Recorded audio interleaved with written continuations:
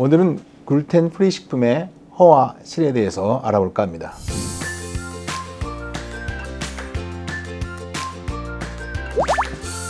최근에 글루텐 프리 다이어트 식품들이 굉장히 많이 개발되어 있고요. 마켓에 가도 글루텐 프리 식품 코너라고 따로 있을 만큼 매우 흔해졌습니다. 또 광고도 굉장히 많아졌고요. 또 어떤 광고는 글루텐은 나쁜 놈이고 글루텐 프리 음식은 건강식이라는 랩 광고도 있는데요. 과연 그럴까요? 자, 오늘은 여기에 대해서 좀 말씀드리겠습니다. 자, 먼저 글루텐이란 무엇일까요? 글루텐은 보리, 밀 등의 곡류에 존재하는 불용성 단백질인데요. 밀가루에 물 넣고 반죽을 한참 하게 되면 글루텐인 사이에 구형 글루아딘이 엉겨 있는 구조로 만들어지면서 밀가루의 특유의 그 쫄깃쫄깃하고 찰진 식감을 만들어주는 성분입니다. 글루텐은 특정 유전자를 가진 사람에서 위장에서 면역방을 일으켜갖고 소화기관 점막에 염증이 생기고 육모가 손상되는 셀리악병을 일으킵니다. 셀리악병이라는 것은요, 왼쪽 사진은 정상인의 소장 육모를 보여줍니다. 물속에서 해초류처럼 보이죠. 소장의 육모는 영양분을 흡수하기 위해서 체족의 구조를 가지고 있습니다.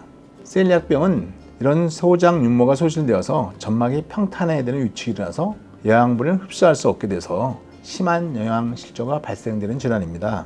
셀리악병의 증상은 무증상에서부터 소장 육모가 얼마큼 망가지느냐에 따라서 영양분을 흡수하지 못해 설사, 지방분, 체중 감소 등의 여러 가지 증상을 일으키는데요.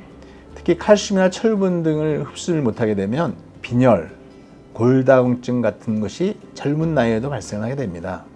또 이 글루텐 때문에 위장 증상 말고도 두통, 피로, 근육통, 피부 발진, 관절통, 불임 등의 다양한 증상을 일으키고요. 당뇨병, 자가면역질환, 뇌질환이 흔히 동반됩니다. 합병증은 임파종뿐만 아니라 악성증도 잘 발생되기도 하고요. 자, 밀을 주식으로 하는 서구에서는 아주 흔해서 셀리악병은 미국에서 100명, 200명 중에 1명이 걸릴 정도로 굉장히 많습니다. 다행히 셀리악병은 우리나라에서는 거의 없는 질환입니다. 10년 전에 제가 최초로 우리나라에서 셀리악병을 진단해서 보고했는데요. 이 환자를 중심으로 증상을 소개해 드릴게요. 35세 여자분이었는데요. 잦은 설사로 방문하셨고요. 15년 전부터 증상이 있었으며 7년 전부터 심해졌다고 그러고 소화불량에 의한 음식 섭취가 불량해서 체중이 10kg이 최근 5년 동안 빠졌다고 합니다. 칼슘이 부족해서 심한 골다공증고 심지어 골절까지 있었고요.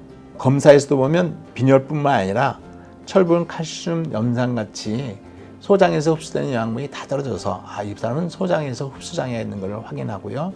실제로 이제 내시경 검사, 십이장 검사, 또 소장 내시까지 했더니 소장 점막의 육모가 다 파괴돼서 위축이 심한 것을 발견해서 셀리악병으로 진단을 했습니다. 확실히 셀리악병이 확인됐기 때문에 글루텐 음식을 드시지 마십시오. 밀가루를 먹지 마십시오. 이렇게 말씀드리고 나서 모자란 영양분 보충해주고 또 약도 치료했더니 2개월 후에 다시 왔더니 너무너무 좋아졌어요. 체중도 엄청 늘었습니다.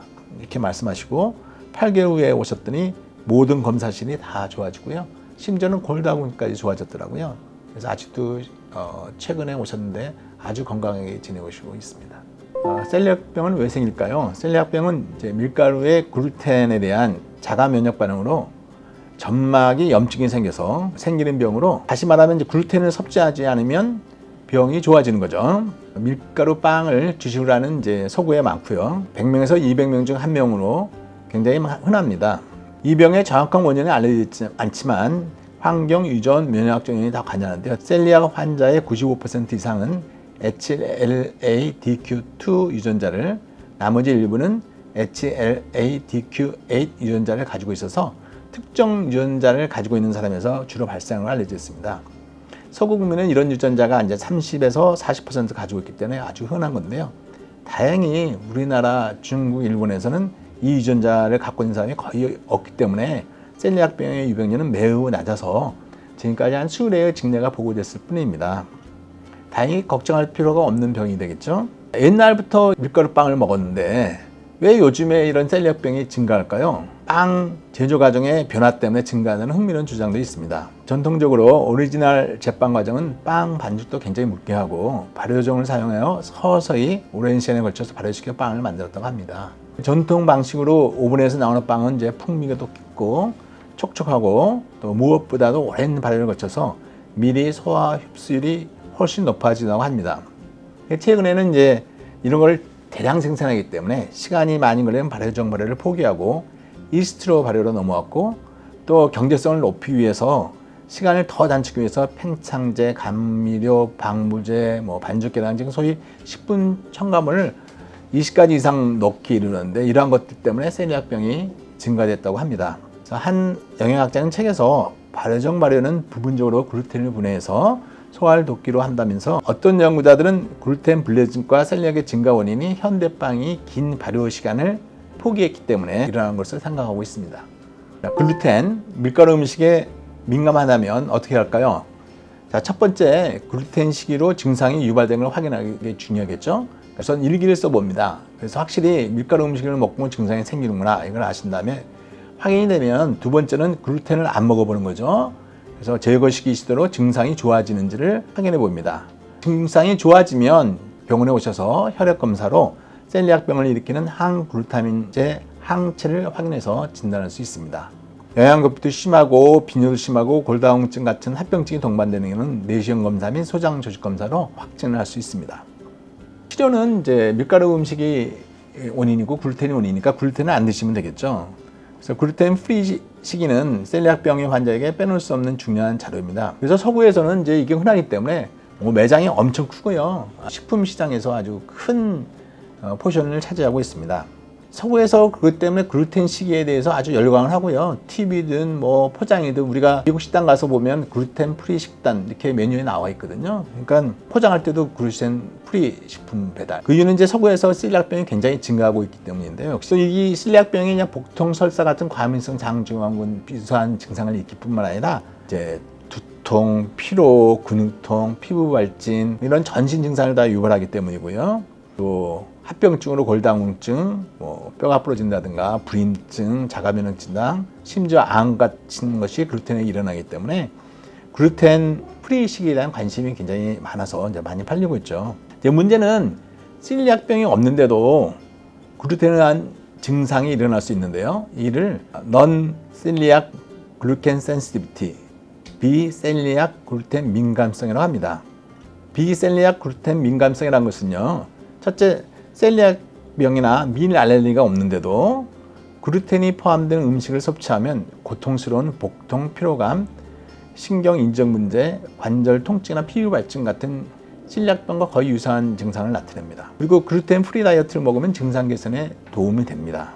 글루텐이 면역방을 일으키지 않은데도 왜 이렇게 생기냐면요, 밀 성분 중 글루텐이 아닌 다른 단백질에서 면역반응이 일어났거나 아니면 밀가루에 있는 포드맵에 의해서 증상이 일어났을 가능성이 있습니다. 또 하나 이제 노세보 효과인데요. 노세보 효과는 아주 재밌는 현상인데요. 여러분도 알아두시면 아주 좋으실 거예요. 플라세보 효과라는 거 아시죠?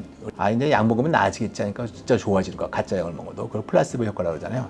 노세보 효과는 반대입니다. 노세보 효과는 약을 먹으면 부작용이 생길 거라 부정적인 생각을 갖고 있으면 실제 약을 먹어도 부작용이 생기는 거죠. 먹고 체할 것 같은데 이거 먹을까 말까, 그래도 먹어봤는데 역시 먹고 나서 토하고 체하고 격렬히 일어나는 거, 이것도 노세보 효과의 하나입니다. 즉 밀가루 음식, 글루텐이 나쁠 것이라는 염려와 부정적인 생각 때문에 실제로 몸에 부정적 결과가 나타나는 것이죠. 언론에서 글루텐을 나쁘게 보도하고 또 글루텐 프리 광고를 보고 자기가 글루텐 민감성이나 셀리악병이 있다고 믿기 때문에 이런 증상이 일어나는 겁니다. 쓸데없는 공포나 염려가 병을 일으키는 거죠. 자, 그러면 이제 우리나라는 셀리악병이 없다고 했잖아요, 거의. 그래서 우리나라에서 그럼 글루텐 프리 식이는 과연 어떻게 하는 게 좋을까요? 셀리악병이 거의 없는 우리나라에서는 글루텐 프리 식이가 국민의 건강에 큰 도움이 될 것 같지는 않습니다. 글루텐 프리 식이를 건강식과 다이어트 이슈로 광고했지만 글루텐 프리 식품이 실제로 몸에 좋다는 근거는 희박하고요. 오히려 글루텐이 찰진 느낌을 대체하는 그런 성분들이 건강하지 않을 수도 있고요.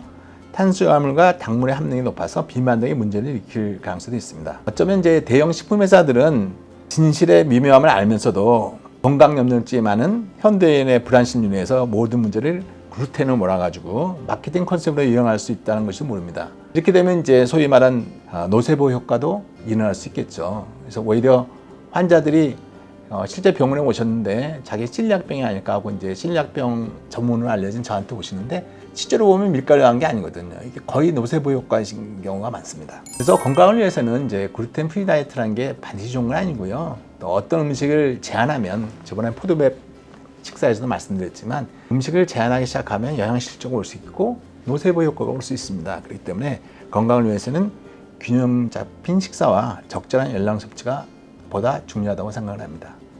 오늘 동영상이 여러분에게 많은 도움이 되었으면 좋겠습니다. 감사합니다.